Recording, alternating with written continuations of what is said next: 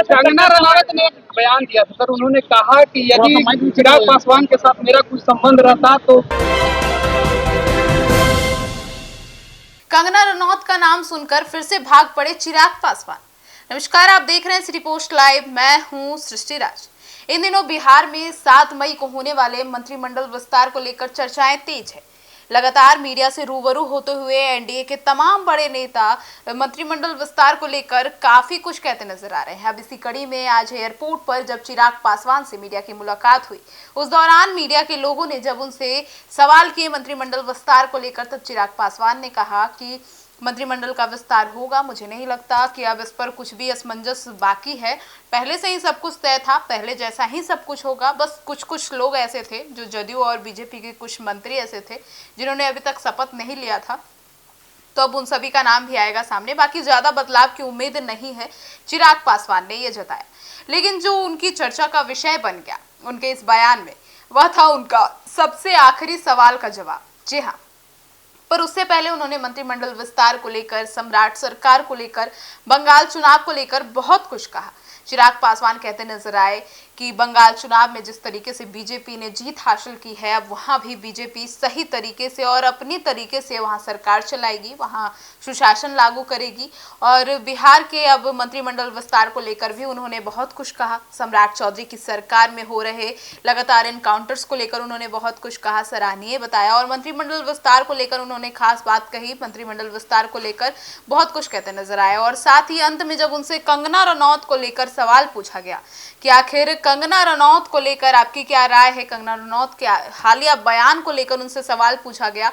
और जैसे ही कंगना रनौत का सवाल सामने आया, जब मीडिया के लोगों ने उनसे पूछा कि कंगना रनौत ने हालिया बयान में अपने रिश्ते को लेकर और आपके और उनके रिश्ते को लेकर कहा, बस इतना ही सुनते हुए चिराग पासवान वहां से दौड़कर निकल गए और अपने अंदाज में कहते नजर आए, अरे महाराज छोड़ दीजिए।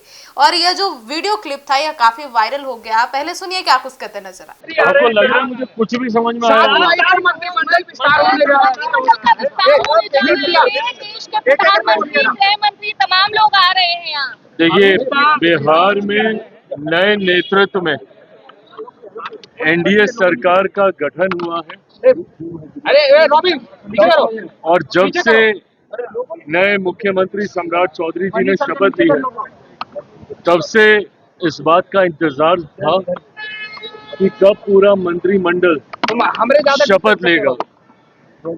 ऐसे में ये बात शुरुआत में ही गठबंधन के भीतर तय हो गई थी कि एक बार 5 राज्यों के चुनाव परिणाम आएंगे, उसके बाद मंत्रिमंडल का विस्तार होगा।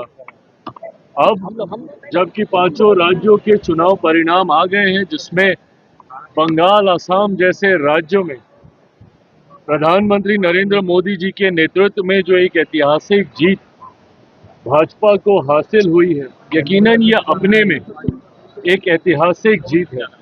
पर इसी क्रम में बिहार में भी इसी दौरान मंत्रिमंडल का विस्तार होना है, नए मंत्रियों को शपथ दिलाई जाएगी।